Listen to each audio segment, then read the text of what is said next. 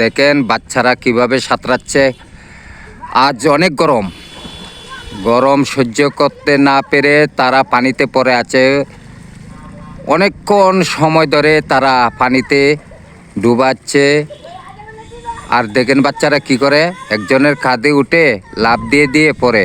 এই যে দেখেন, দেখেন কি করে।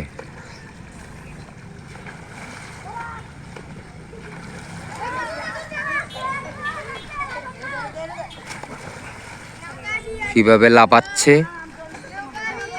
গরম, অনেক গরম। আমি আছি ওই পুষ্করিণীর পাড়ে বসে বসে দেখলাম ওরা বাচ্চারা কি করছে।